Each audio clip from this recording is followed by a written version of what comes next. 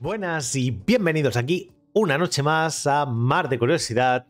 Hoy ya vamos por el tema número... Bueno, es que ya me alegra decirlo. Hoy vamos a hacer el tema número 63 de la preparación de oposiciones para la especialidad de tecnología. ¿De acuerdo? Ya sabéis, estamos haciendo una serie de los 71 temas, vamos por el 63. Ya solo quedan, contando 9 temas. Y bueno, procedo a saludar hoy al grupito de gente que nos acompaña. Nos acompaña Frey Gruber, Cobija14, Bizcochito de Chocolate, nos acompaña también, en esencia, Víctor Carrera, Edezanos, también estaba por aquí, creo que ya he dicho Cobija14, así que bueno, saludos a todos, bienvenidos aquí a este nuevo tema. Poneos cómodos, exacto, ya sabéis, tenéis espacio en primera fila. Y bueno, para los que estáis aquí, saludos, y para los que estéis viéndonos desde YouTube, hola, buenas, y vamos a por el tema, ¿de acuerdo? Hoy es un tema sencillito, ¿de acuerdo? Hoy es construcción de puertas lógicas con diversas tecnologías. Recordad que ayer ya hicimos puertas lógicas, lo tenéis en el tema número 62. Y es un tema sencillito, con las puertas de la verdad, un poquito entendiendo qué era una puerta lógica, qué tipos de puertas lógicas había. Y ahora vamos a ver cómo se hacen estas puertas lógicas. Así que bueno, vamos a ello. Pues muy bien. Sí, claro, en esta clase sí que se puede estar sin mascarilla. Muy bien, tenemos características de las puertas lógicas, que ya lo vimos en el tema anterior. Puertas lógicas integradas, ¿de acuerdo? Que hace procesos de fabricación de los circuitos integrados. Escalas de integración de puertas lógicas y después tipos de familias lógicas. Dice comparación entre diversas tecnologías, lógica de diodos, tecnología bipolar, lógica DCTL, dice transistores directamente acoplados, y RTL, resistencia, transistor, tecnología bipolar. Luego hablaremos de la lógica RCTL, lógica de resistencia, condensador y transistor, tecnología bipolar. Lógica DTL, lógica de diodo y transistor, tecnología bipolar. Lógica TTL, que es la lógica de transistor y transistor, también tecnología bipolar. Luego variaciones de la lógica TTL, ¿vale? De transistor-transistor, que es la tecnología bipolar también. Lógica de emisores acoplados y lógica CMOS. Poco a poco. Muchos nombres, no os preocupéis. Vale, ya iremos desgranando cada uno de ellos. Dice, en este tema de gran amplitud, al existir diversas clases o tipos de puertas lógicas fabricadas bajo distintas tecnologías, es además un tema complejo por lo enrevesado de las explicaciones escritas sobre el funcionamiento de dichas puertas. Por ello, en este tema pretendamos dejar claro varios aspectos. Y vamos a por ello. Dice, características fundamentales de una puerta lógica. Rapidez, fan-out, inmunidad al ruido, consumos estáticos y dinámicos, tensión de alimentación, niveles de entrada y salida corriente. Luego, las dos familias técnicas más importantes según la tecnología bipolar o MOS, utilizaciones de transistores de efecto campo y su comparación. Pasos en la fabricación de un circuito integrado, donde existen multitud de puertas en un solo circuito. Esto ya lo vimos ayer, que podíamos poner muchas puertas seguidas y daban diversas funciones.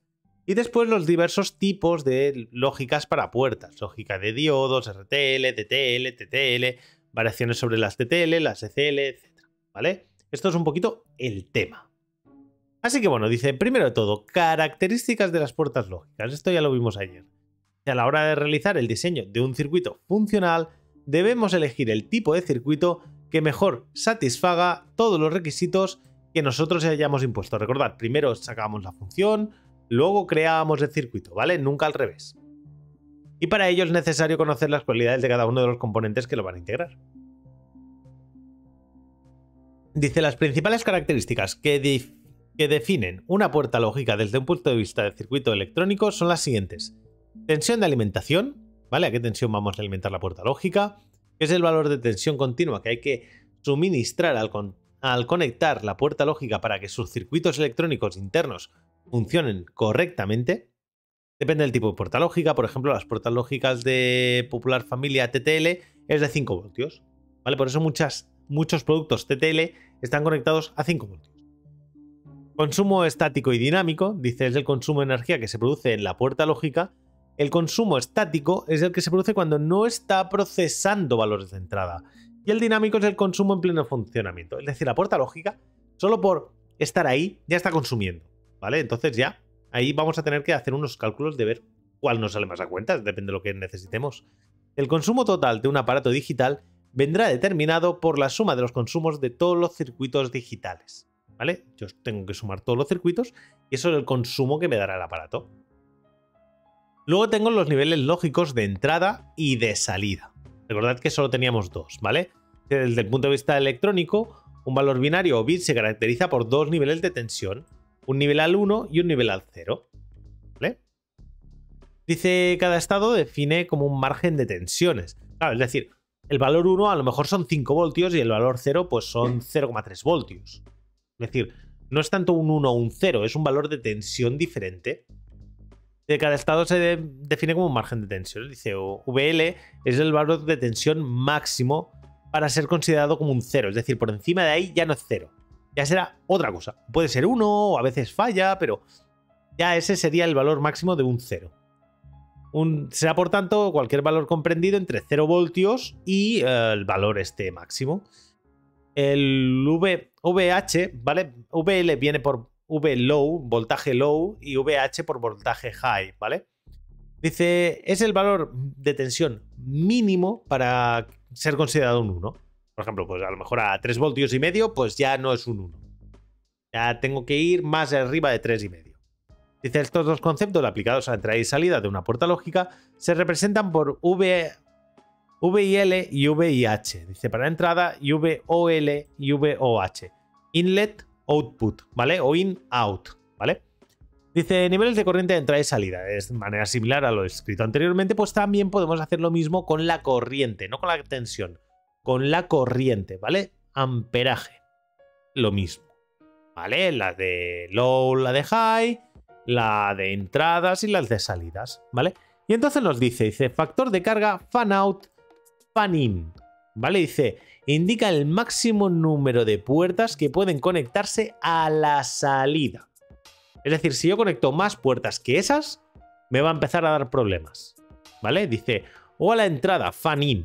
Claro, si conecto más cantidad de puertas de las que toca a la entrada, pues a lo mejor también me da error, ¿vale? Esto sería un fan out y esto sería un fan in.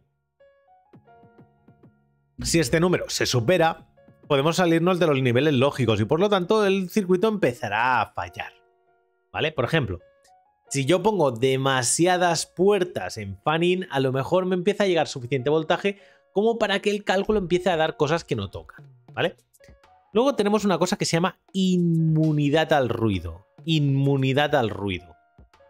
El ruido en un circuito es la existencia de señales perturbadoras que pudieran hacer variar algún nivel, confundiendo el nivel alto o nivel bajo. Básicamente sería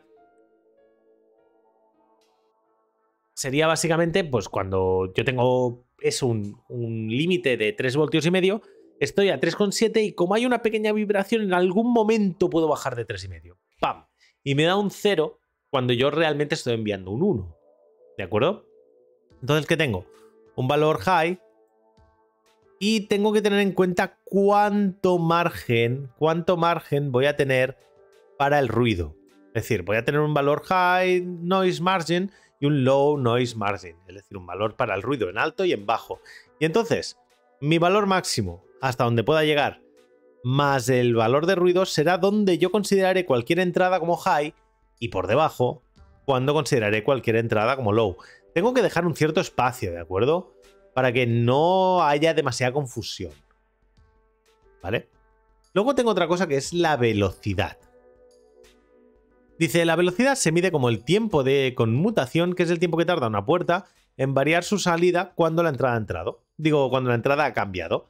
Si yo cambio la entrada, tengo que ver cuánto tiempo va a tardar esa puerta lógica en cambiar, ¿vale? No es instantáneo, ¿de acuerdo?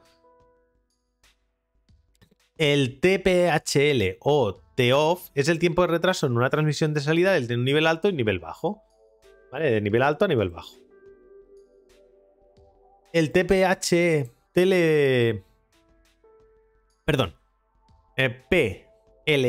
TPLH, es decir, de ir de low a high o T-on, es el tiempo de retraso de estar abajo a estar arriba.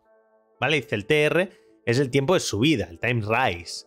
en un paso de nivel bajo a nivel alto medido desde que la señal pasa del 10% del valor máximo hasta el 90%, ¿vale? Es decir, cuando empieza a subir, ¡pup!, hasta que llega arriba del todo.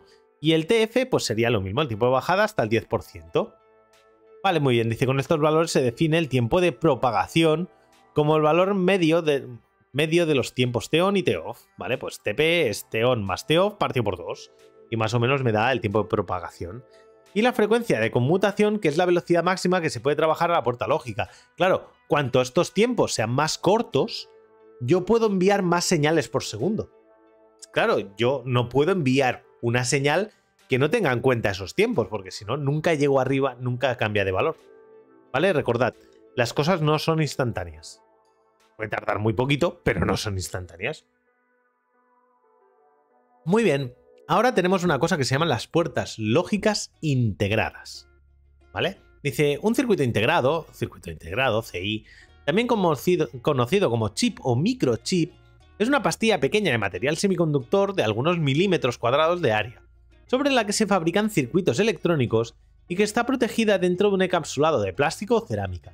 El encapsulado posee conductores metálicos apropiados para hacer conexión entre la pastilla y un circuito impreso. Vale, esto sería un chip, ¿de acuerdo? Chip de silicio, que estaría conectado a través de unas patillas metálicas, estaría encapsulado en un elemento cerámico plástico, ¿de acuerdo? Y esto sería pues el microchip, ¿vale? Esto es lo que nosotros conocemos como chip, pero bueno, el chip sería esta parte de aquí pequeñita. Entre los circuitos integrados más complejos y avanzados se encuentran los microprocesadores, que sería más o menos el cerebro de vuestro ordenador, que controlan numerosos aparatos. Los chips de memorias digitales son otra familia de circuitos integrales de importancia crucial para la moderna sociedad de la información. Solo ha transcurrido medio siglo desde que se inició su desarrollo, y los circuitos integrados se han vuelto omnipresentes. Doy fe. ¿Vale? Por ejemplo, hoy en día estamos teniendo un montón de problemas de suministros por la falta de estos productos, son súper importantes. Ordenadores, teléfonos móviles, comunicaciones, industrias, sistemas de transporte, internet, todos dependen de la existencia de los circuitos integrados. De hecho, muchos estudiosos piensan que la revolución digital causada por los circuitos integrados es uno de los sucesos más significativos de la historia de la humanidad. Nivel de invertir las ruedas, ¿sabes? Estamos ahí. Bueno, pues nada, ya que lo tenemos más claro, dice procesos de fabricación de los circuitos integrados. Los procesos básicos que llevan a cabo la fabricación de circuitos integrados son los siguientes. Primero, la fabricación de las obleas. Es decir, las pastillas estas grandes, las galletas.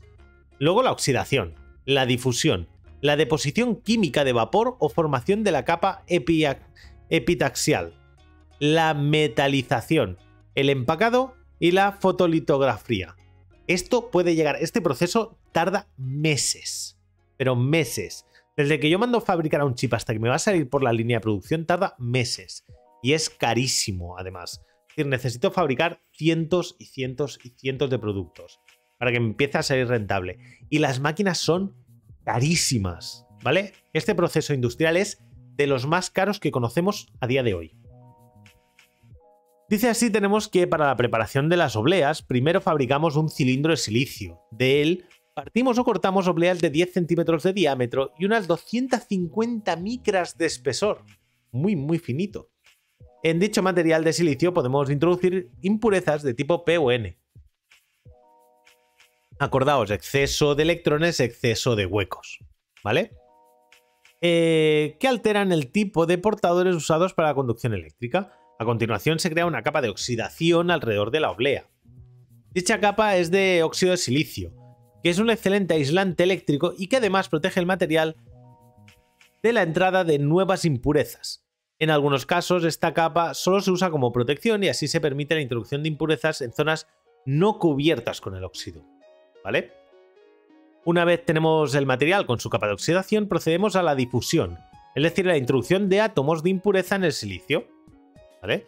De nuevo, las impurezas pueden ser del tipo P o del tipo N, que ya vimos en su momento en el tema número 57-56. Después de esto, se produce la formación de una capa cristalina denominada epitaxial. Dice, la capa se produce una reacción química de gases y es utilizada para depositar el óxido de silicio. Sobre el silicio, la capa cristalina se forma cuando además la temperatura es elevada.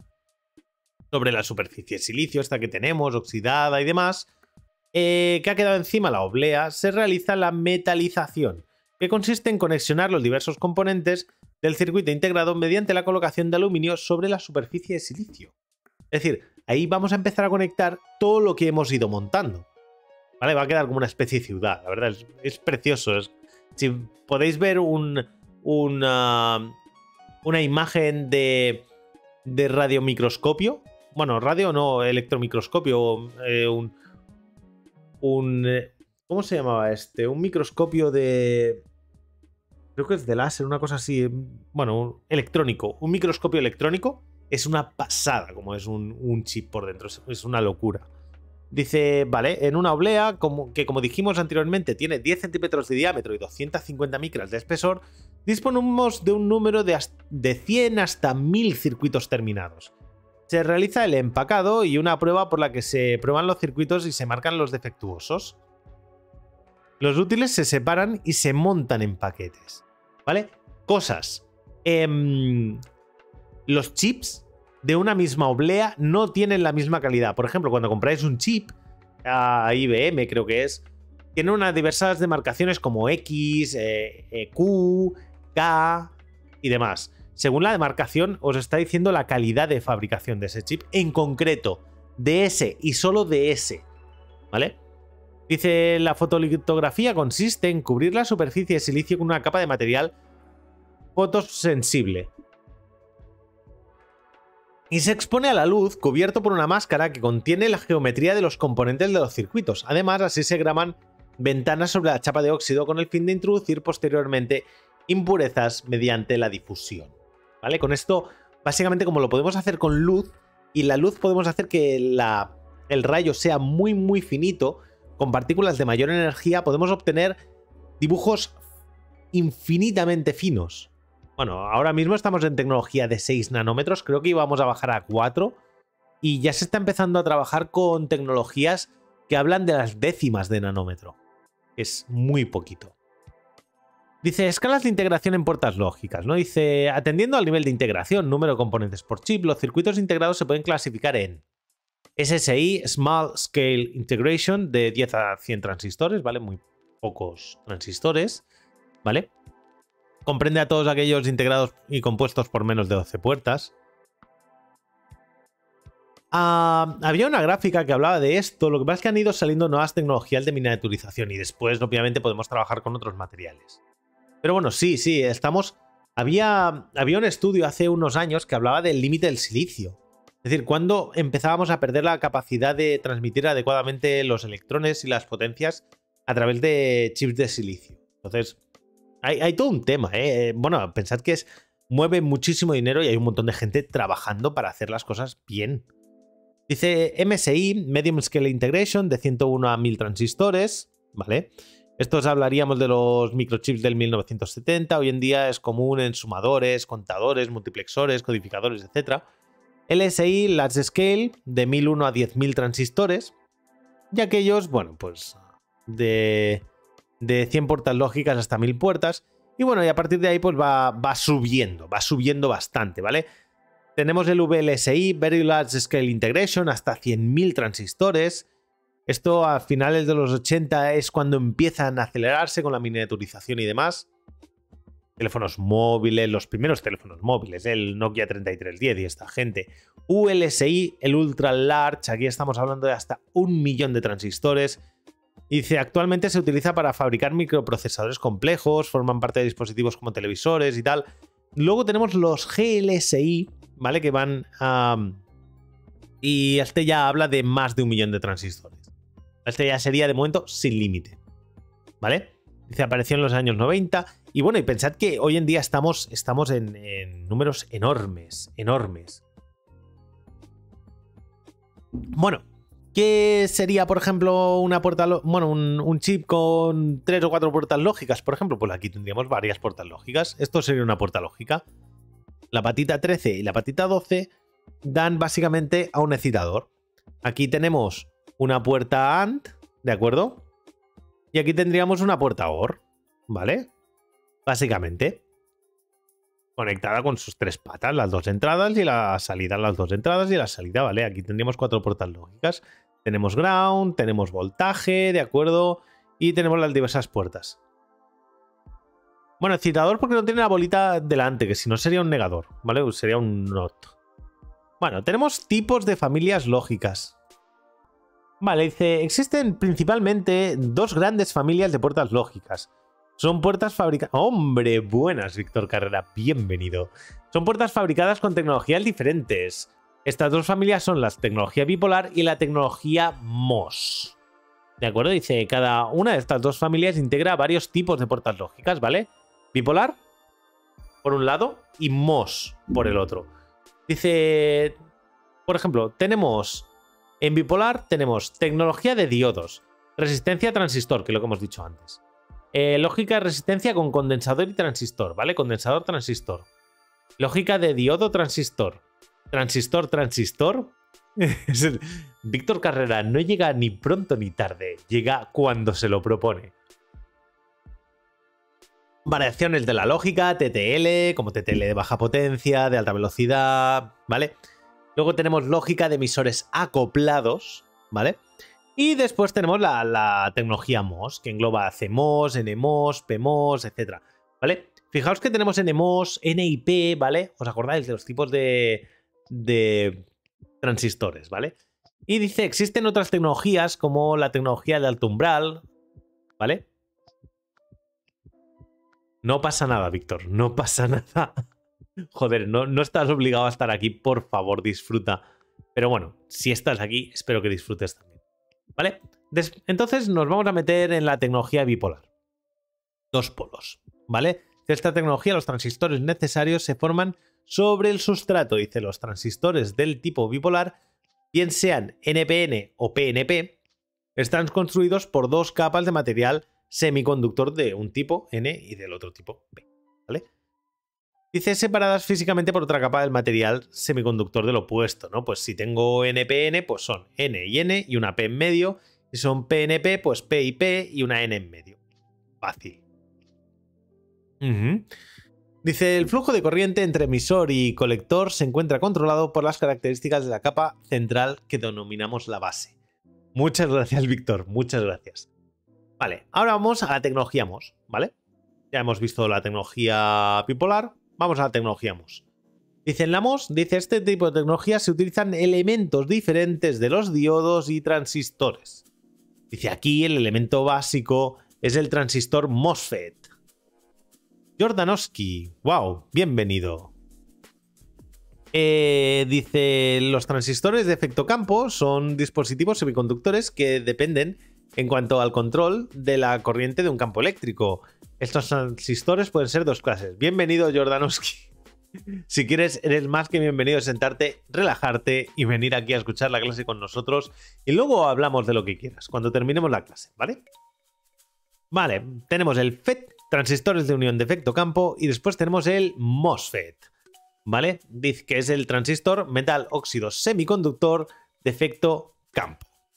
Un transistor MOSFET consta de una fuente source, un drenaje drain y un canal, ¿vale? Dice, la corriente fluye entre la fuente y el drenaje, de la fuente al drenaje a través del canal, ¿vale? Recordad, como si fuera agua. El canal puede ser o N o P. Canal, que no ponen channel. Pues no lo sé. Bueno, unas 14 páginas. Dice, un transistor MOSFET consta de una fuente source, un drenaje, tal. En el transistor de la figura del sustrato es del tipo P y se ha difundido 2 zonas altamente dopadas con impurezas del tipo N, ¿vale? P en medio, N a los lados. De estas zonas van a ser el drenaje y la fuente. Se deposita una capa de óxido de silicio sobre la estructura, con unos agujeros para los contactos de drenaje y fuente. Se cubre con metal la zona del canal, siendo este contacto la puerta gate. La puerta y la zona del canal forman un condensador con el óxido de silicio como dieléctrico, ¿vale? El condensador y el óxido de silicio, que es el que separa los 2 elementos. Bueno, bastante curioso. Es decir, yo tengo la N, esto me hará de P, Tengo el óxido de silicio por un lado y lo tengo protegido. Entonces, si ahora se pone el sustrato a masa, se aplica una tensión positiva a la cubierta, se produce un campo eléctrico perpendicular al óxido de silicio que induce cargas negativas en la zona del canal. Y esto es lo que permite que el flujo circule de lado a lado. Ah, qué curioso. Ahora vamos a ver, comparación entre las diversas tecnologías. ¿Vale? Aquí poquito a poco, poquito a poco. Sí, estamos hablando de electrónica, correcto, Jordanowski. Estamos hablando de puertas lógicas, diversas tecnologías para crear puertas lógicas, ¿de acuerdo? En el tema anterior vimos qué eran las puertas lógicas, tipos de puertas lógicas, ahora estamos viendo qué tipos de construcción de puertas lógicas tenemos. Hemos visto cómo se hacen las obleas de semiconductores, con los transistores y demás, y ahora estamos viendo, por ejemplo, las diferencias entre las puertas MOS y las puertas bipolares. Dice, los factores determinantes para elegir una familia u otra son el consumo y la velocidad. Dice, así, dentro de la tecnología bipolar, TTL era la familia dominante. Aún está muy extendida, al igual que sus variantes, pero pierde peso ante la tecnología CMOS. Tiene como principal ventaja la mayor velocidad. También la ECL de una gran velocidad, aunque en este caso se sufre un consumo muy elevado. Y la electricidad está cara, chavales. Dice, en cuanto lo hacemos es actualmente la tecnología dominante. Sus ventajas principales son... Claro, sí. Yo... Este nivel es de primero de la ESO, chavales. Es que vosotros no lo enteráis. Bueno, nada, venga, vamos. Hay que sacarle el lado positivo. Dice, en cuanto a la hacemos, es actualmente la tecnología dominante. Dice, ¿qué ventajas tiene? La reducción del consumo, ya que solo consume durante las conmutaciones. La tolerancia en la tensión de alimentación, que incluso hace que existan familias CMOS con alimentación y niveles compatibles con TTL. Interesante. Mayor margen de inmunidad al ruido. Eso es muy interesante, eso es muy positivo. Rango de temperatura de funcionamiento más amplio. Eso también es bueno.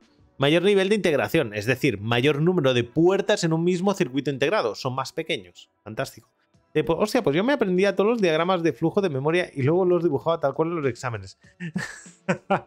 Dice, un inconveniente la hacemos es que debido a su alta impedancia de entrada, cualquier campo electrostático puede deteriorarlos, por lo que llevan protecciones en las entradas. Pese a ello, hay que tener cuidado a la hora de soldarlos y manejarlos, los podemos romper muy fácilmente. Como resumen, podemos decir que aunque las puertas de la familia CMOS aparecieron más tarde que las TTLs, están sustituyéndolas debido principalmente a su bajo consumo. La ventaja fundamental de las TTL era la velocidad, pero hoy en día las puertas CMOS son suficientemente rápidas, ¿de acuerdo? En cuanto a la alimentación, pues está bajando de 5 voltios a 3,3. Recordemos que estamos hablando de 7 años vista, ¿eh? Hoy habría que ver algunos elementos a qué voltajes trabajan, seguramente incluso más bajos, ¿vale? Porque tienen mayor tolerancia al ruido. Dice, lógica de diodos, tecnología bipolar. Esta lógica es la más sencilla de todas y está basada en la conducción o no de los diodos, que ya vimos que los NPN y los PNP podíamos elegir cuando queríamos que transmitieran según si por la base le pasaba corriente o no. Buenas, Yami Molón, bienvenido. No pasa nada, no llegas demasiado tarde. Dice, se construye básicamente a partir de dichos diodos. De sus principales inconvenientes de los diodos son: no se fabrica en forma de circuitos integrados. No se pueden realizar montajes complicados. No se puede fabricar la puerta inversora NOT. Ojito, no se puede hacer la NOT. Entonces tenemos que ir a otras cosas. Tiene un fan-out muy limitado, es decir, de un transistor no puedo sacar muchos transistores, ¿vale? Si se empalman varias puertas de diodos seguidas, hay un desplazamiento de los niveles lógicos a causa de las caídas de tensión producidas por los diodos. Entonces pierdo la lógica ahí. Consideremos primero el caso en el que la tensión presente en las entradas A, B y C tenga un valor de tensión igual a nivel 0. Entonces la diferencia potencial de cada uno de los diodos será 0. Easy. Como para que cada diodo conduzca es preciso que esté polarizado en sentido directo con un valor superior a la tensión umbral, ninguno de los diodos conducirá. Por lo tanto, la tensión que hay en la salida de la tensión del nivel 0, es decir, habrá un 0 lógico a la salida. Si ahora la entrada pasa al estado 1, entonces el de 1 conducirá y por lo tanto la tensión que hará a la salida será la misma que en la entrada, más la tensión umbral del diodo. de manera que la salida que tendremos será un 1 lógico. Dice...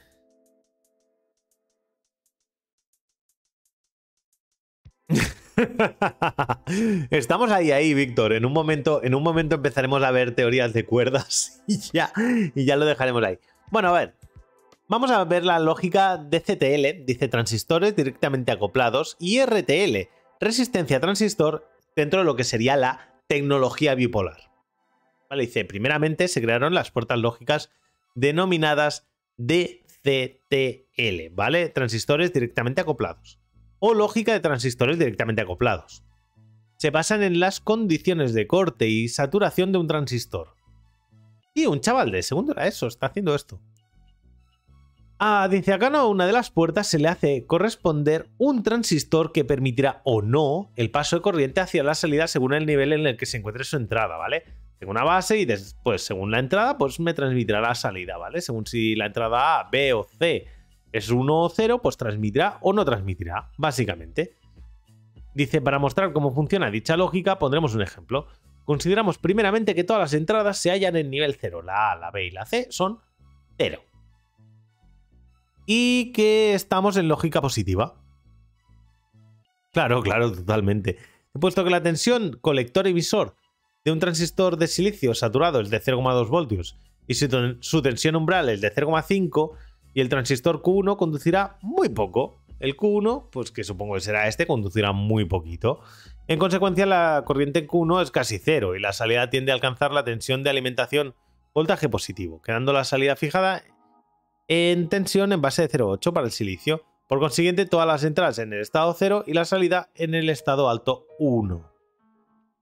Si consideramos que la entrada A está a nivel 1, el transistor Q1 estará en saturación y entonces la salida será 0, ¿vale? De los inconvenientes de esta familia lógica son... Dice, las corrientes inversas de saturación de todos los transistores de entrada se suman a la resistencia R del circuito colector común a determinadas temperaturas. La caída de tensión puede ser tan baja que los transistores pues simplemente no saturan. Es decir, se calienta, dejan de saturar, dejan de funcionar. Adiós. Las diferentes características en los transistores pueden llegar a perturbar el buen funcionamiento de la puerta. Es decir, dos transistores de diferentes propiedades también me pueden fastidiar la puerta.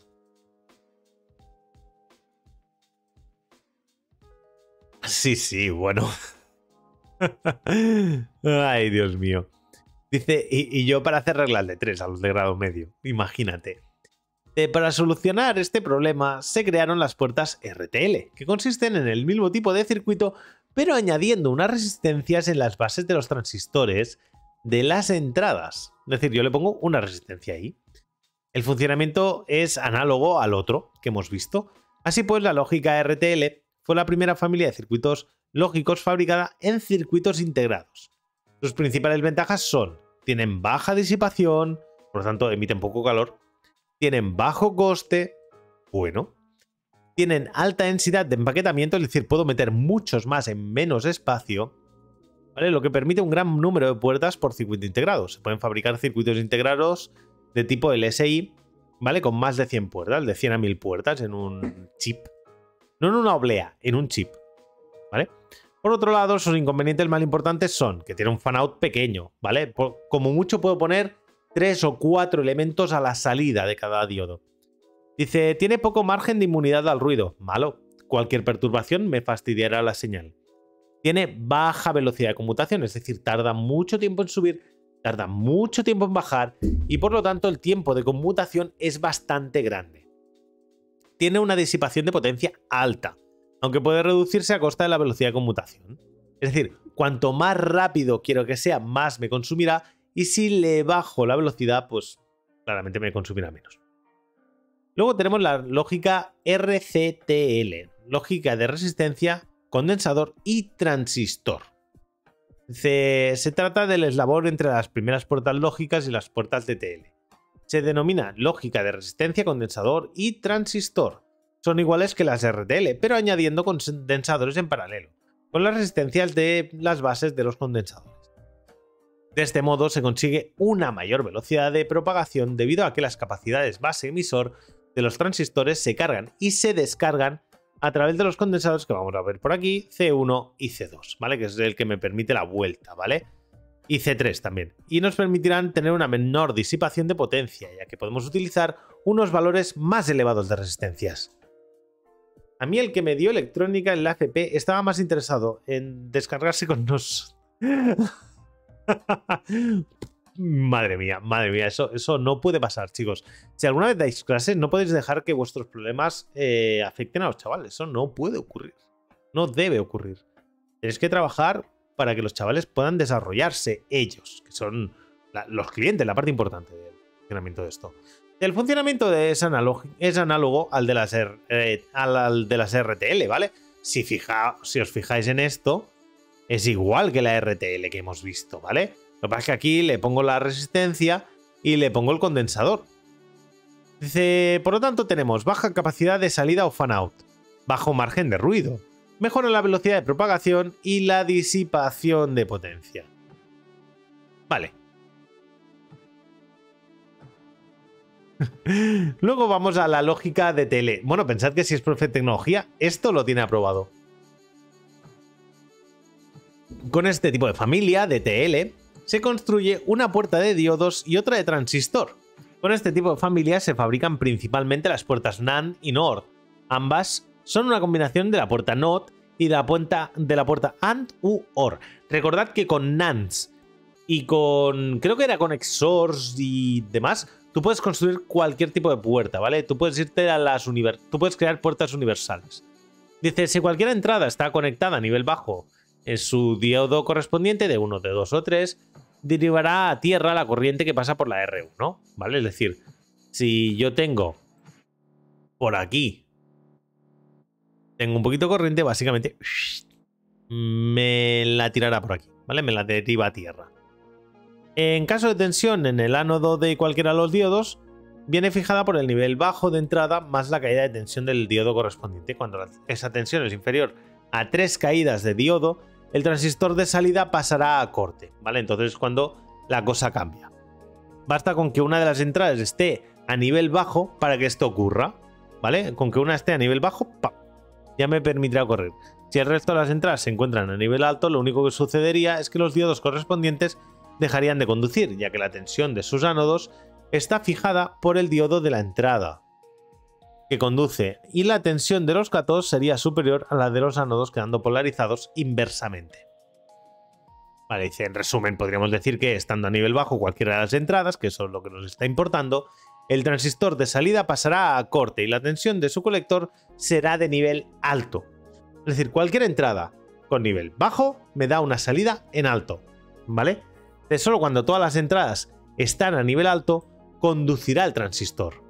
Y la tensión de su colector será baja, siendo la salida un cero lógico. Es decir, si todas están en nivel alto, mi salida es 0. Si con que esté una a nivel bajo, mi salida es 1. ¿Vale? Por eso era lo de la NAND. ¿Vale? Ni una ni la otra. ¿Vale? Así como todas las puertas lógicas se fabrican en circuitos integrados y en algunos casos los valores elevados de resistencia y condensadores no nos lo van a permitir, y como los transistores y diodos son extraordinariamente baratos de fabricar, la puerta se modifica de manera... Dice, la puerta se modifica de manera que R2 y C se sustituyen por diodos. ¿Vale? Dice, de entre las características de cualquier familia lógica, hay una serie de ellas que nos definen qué ventajas e inconvenientes nos encontraremos a la hora de aplicar nuestros circuitos. Que respecto a las anteriores puertas, la lógica TTL nos ha proporcionado mayor margen de inmunidad al ruido. Muy importante recordarlo para que una señal 1 no se convierta en 0 indebidamente. Mayor rapidez, muy importante. Mayor fan-out, muchas más salidas posibles. Menor precio al utilizar los diodos, porque son mucho más baratos de construir que los transistores. Menor disipación de potencia, mucho más barato por lo tanto eléctricamente, y compatibilidad a niveles lógicos con la puerta TTL. Puedo conectarme de una a la siguiente, porque más o menos la altura de voltaje es similar. Luego tenemos la puerta TTL, que ya hemos hablado de ellas un montón de veces. Dice, es la denominada lógica de transistor a transistor. Dice, el circuito es el circuito lógico de saturación más rápido y el más utilizado en la tecnología bipolar. Dice, nacieron como una mejora técnica de las TTL y las sustituyeron rápidamente debido a que poseen mejor inmunidad al ruido, mayor velocidad, mayor fan-out y permiten más funciones, y de todas formas ambas lógicas son compatibles en un mismo sistema electrónico digital. Básicamente es, yo tengo la DTL, pero mejor, y la llamo TTL, transistor, transistor, ¿vale? En vez de diodo, transistor, transistor, transistor. ¿Vale? Dice, la principal diferencia entre la TTL con la DTL consiste en la sustitución del grupo de diodos por un transistor multiemisión, ¿vale? Este además nos producirá una más rápida extracción de cargas de la base del transistor de salida durante la saturación. Resumiendo, las ventajas respecto a la DTL, que era la que no nos gustaban, son... ¿Qué leches? Vale. Vale. Dice mejor precio, mejor inmunidad al ruido, mayor fan-out, mayor rapidez, mejor impedancia de salida en el montaje Totem Pole. Dice, con la tecnología TTL lo habitual es fabricar circuitos integrados con puertas lógicas del tipo NAND, que también eran puertas universales, ¿os acordáis, no? Por lo que los circuitos completos se transforman en circuitos que todos son NAND. Encima son buenas, bonitas y baratas.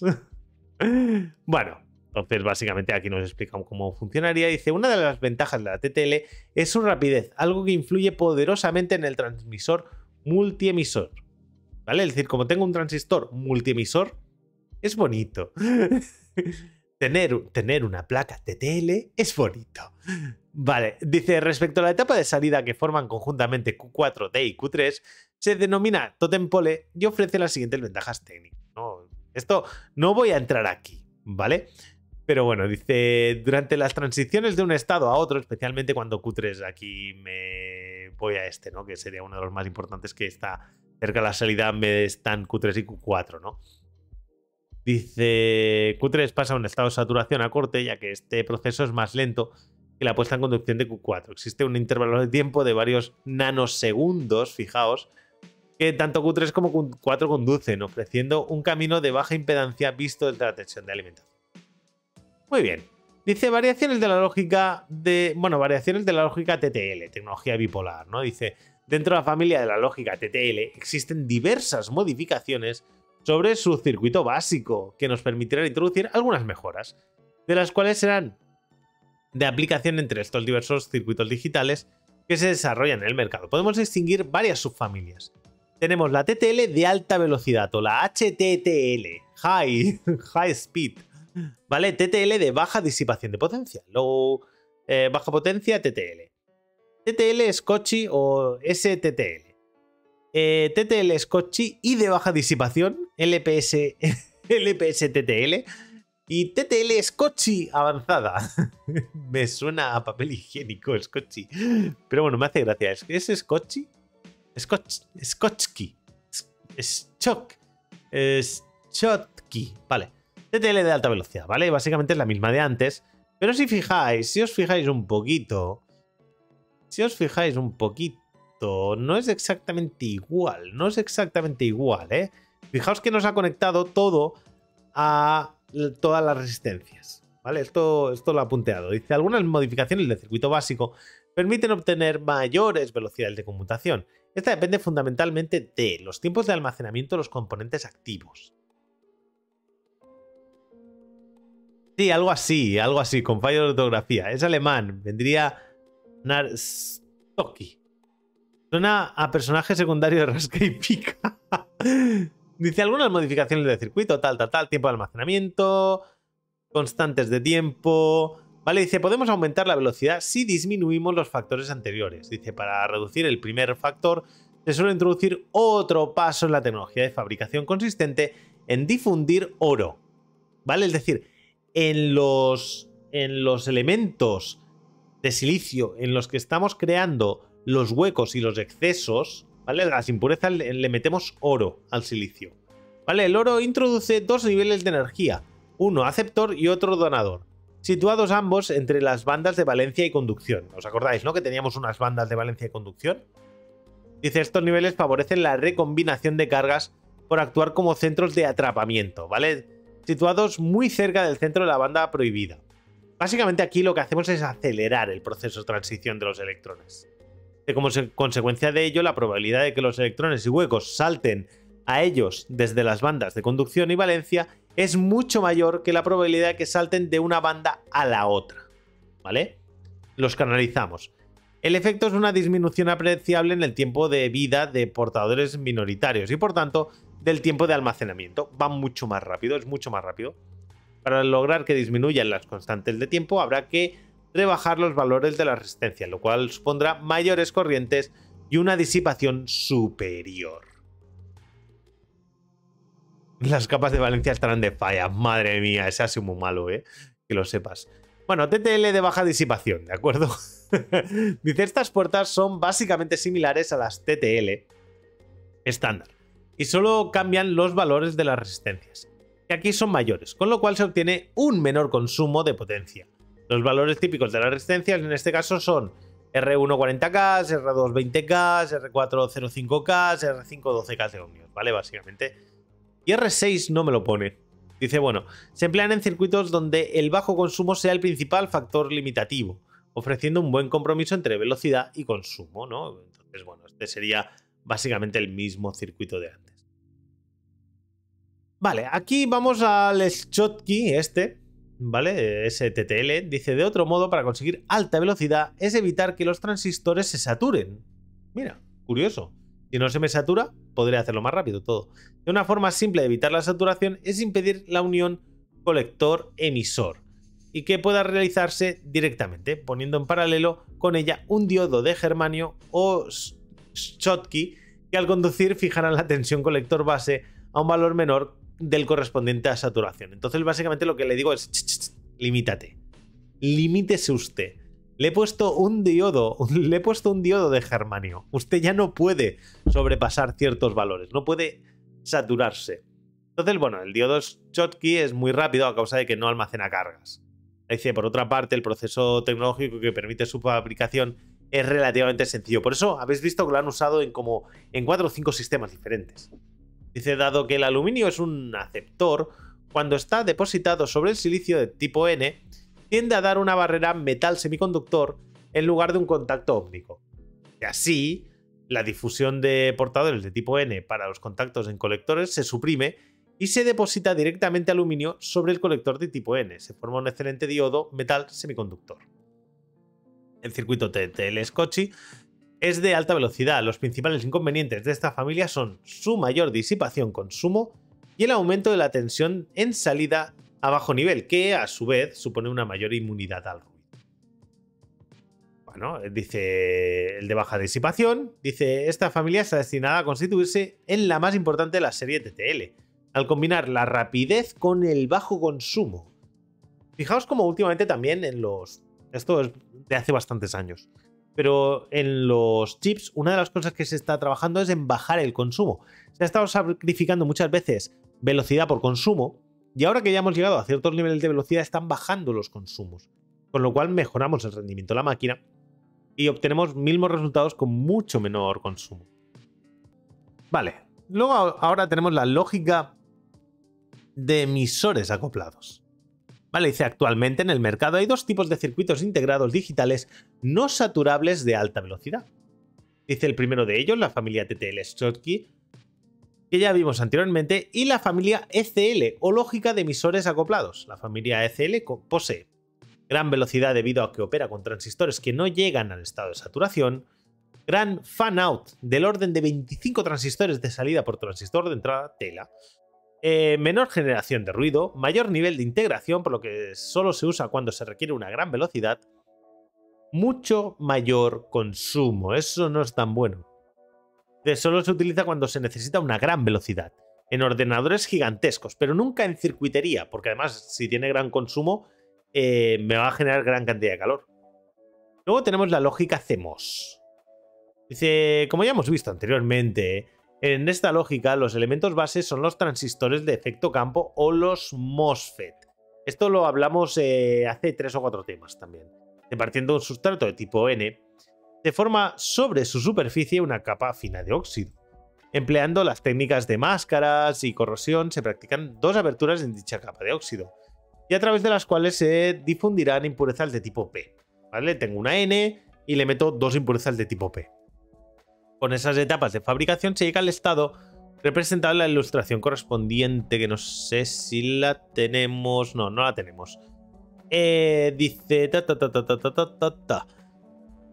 Las 2 regiones P constituyen la fuente y el drenaje. Se forma una capa de óxido de mayor espesor sobre la superficie en la que se practican 3 aberturas mediante una segunda aplicación de técnicas de máscara y corrosión. Se añade encima una fina capa de óxido de silicio para el óxido de puerta. Por una tercera máscara se elimina el óxido que cubre las regiones de fuente y drenaje y seguidamente se cubre con aluminio vaporizado toda la superficie. Una última corrosión con máscara elimina el aluminio sobrante para permitir las interconexiones entre fuente, puerta y drenaje. ¿Vale? Y entonces ya te queda todo hecho. De las principales diferencias entre los transistores de unión bipolar y el de efecto campo son: el funcionamiento de los efectos de campo dependen solamente de la circulación de portadores mayoritarios, es decir, de un dispositivo unipolar. Los MOSFET son de fabricación más sencilla y ocupan menos espacio en su integración, por lo que en un mismo circuito integrado caben muchísimos más transmisores MOSFET. Dice, los transistores de efecto campo se pueden conectar como resistencia de carga y en consecuencia podemos encontrar un sistema digital formado únicamente con transmisores MOSFET. Tienen un mayor fan-out o capacidad de salida gracias a su elevada resistencia de entrada, como ya hemos visto. Pueden funcionar como memoria en virtud de la acumulación de cargas en pequeñas capacidades. Dice, los MOSFET tienen menos ruido que los transistores bipolares, aunque presentan una gran desventaja, que consiste en que funcionan a menor velocidad que los bipolares.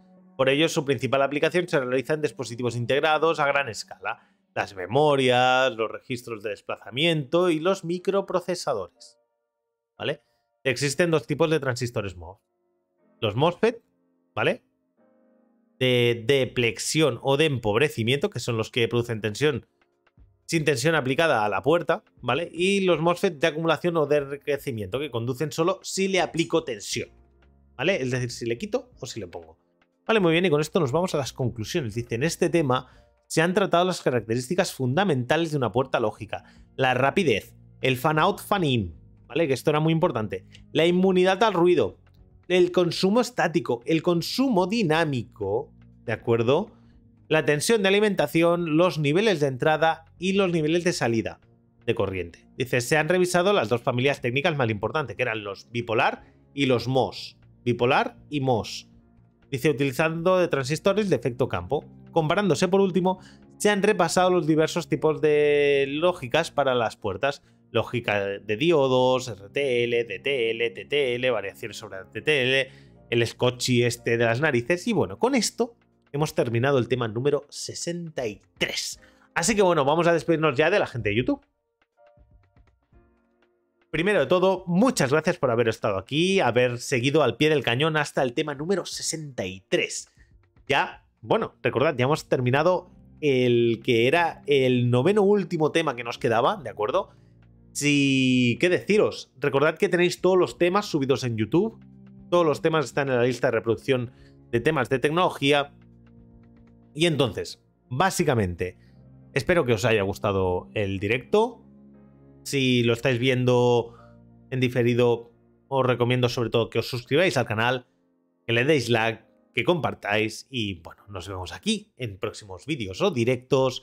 Recordad que hacemos los directos de lunes a jueves a partir de las 10:30 y muchas gracias a todos. Un saludo y buena prueba.